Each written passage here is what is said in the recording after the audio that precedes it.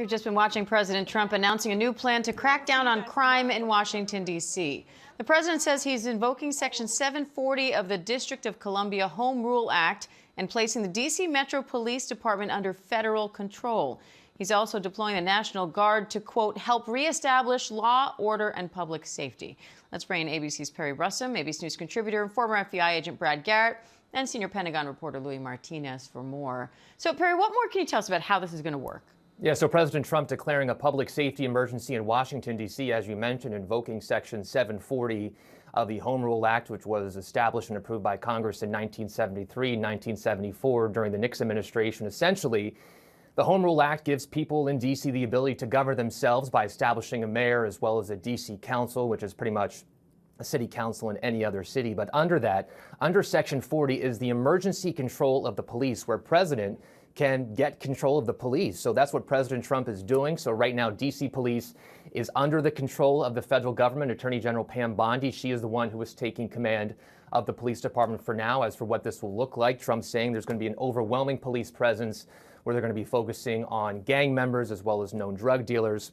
Another section of all of this, as you mentioned, is Trump is now deploying the National Guard here in D.C., with Secretary of Defense Pete Hegseth saying we should see a presence in the coming weeks, so just in a matter of days from now. Trump also saying he will use the military if needed. So before this news conference happened, President Trump signed two executive actions. The first one was him invoking his powers under Section 740, which gives the D.C. police under his control. Subsequently, letters were sent to Mayor Muriel Bowser here in D.C., as well as both chambers of Congress, because Congress, they're the ones who approve any legislation that D.C. is trying to get passed forward. The second thing he signed before the news conference today is a memorandum which directs the Secretary of Defense to deploy the National Guard in D.C. So the wheels are already in motion on all of this. This is all in the face of some statistics we are getting from Metropolitan Police here in Washington showing that crime is actually improving.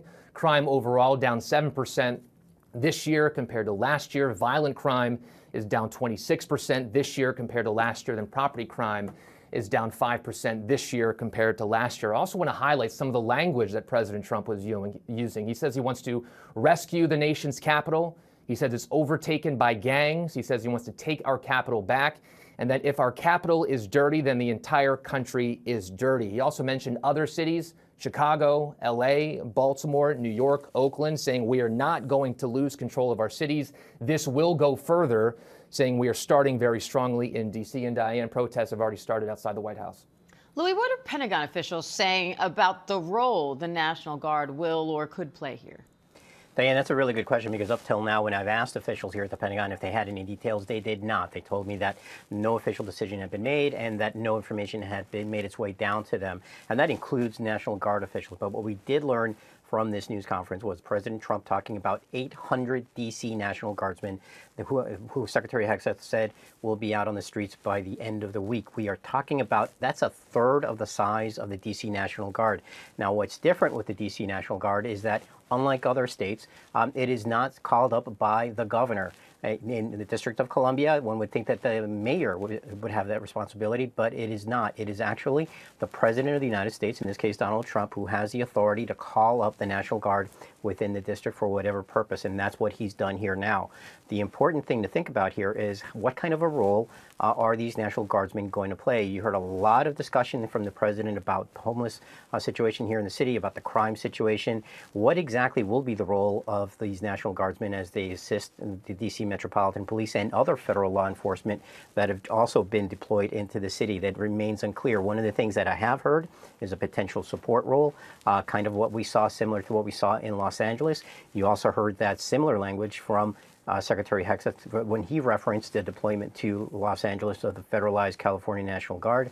We also heard the reference to the southern border. One of the things that's important on the southern border is that those are federalized National Guard, those are active duty troops who fall under what is called Title 10. That means they fall under the Posse Comitatus Act, which prohibits the use of law enforcement responsibilities. But in the District of Columbia, you can be called up under Title 10 and what is called Title 32, which is what governors have.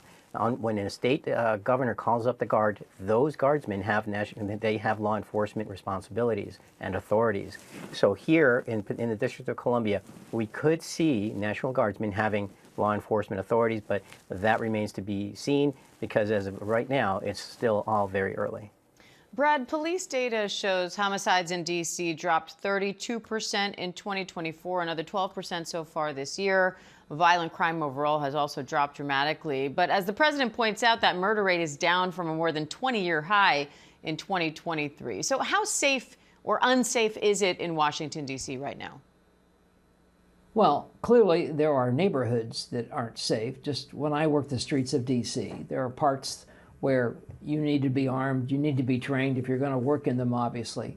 The idea that there's marauding gangs running all over D.C. is just not accurate. Do we have issues with carjackings? We do. The murder rate is, I think there's been 90 some odd homicides in the first 6 months of this year.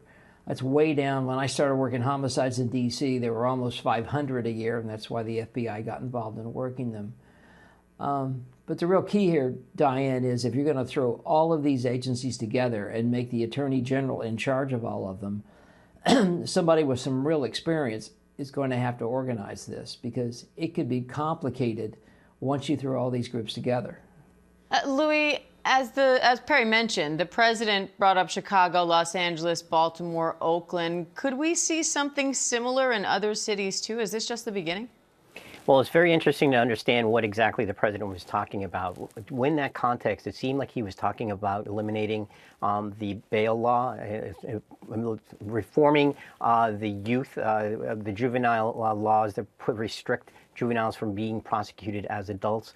And those are the things that he referenced inside the District of Columbia. But one of the other things that was also referenced by the president was that he was not just calling up the National Guard in the District of Columbia, but we heard from Pete Hegseth that additional guardsmen from other states potentially could be called up. Now, what the president said is that we may call in additional servicemen, which to me implies that he is considering potentially adding active duty troops to assist the DC National Guard in the future, as he put it, in case they're not able to get the job done. But when it comes to other cities, it's very different because, of course, the president doesn't have the authority to call up National Guardsmen in those cities. That would be a state authority and probably would have to be done in consultation with the president. And yes, the president could federalize those troops as he did in calling up the forces in California and specifically in Los Angeles. So it remains to be clear exactly what he's talking about, but I think initially he was talking about reforming the laws and changing the rules that he feels enable criminal activity in those cities. Good context there, Louis. And Brad, this is all happening under the Home Rule Act. So what does that mean for how long this could last? Well, I think that means that the president ultimately can run the district, at least temporarily, for 30 days until he gets Congress, if they do, make it more permanent. So if you go back before Home Rule, you basically had commissioners, and I think he's already mentioned one individual as a commissioner to oversee the district. The president and his people in the past then picked who was going to be mayor. So this is a situation where we'll have to see how this works. Do I think all of this additional manpower is probably needed? Probably not. But they're going to have it now. And so, as I mentioned earlier, can they pull this together and coordinate it and use, in my view, the military in a very limited capacity? They shouldn't actually be doing law enforcement. They can do security things, they can block streets, etc. But I don't know where this is going to go, Diane, is the problem. And it does concern me that you could really have chaos amongst law enforcement unless you really have a strong person in charge that actually knows how to coordinate multiple agencies doing multiple things. All right, Perry Russom, Louis Martinez, Brad Garrett, thank you all.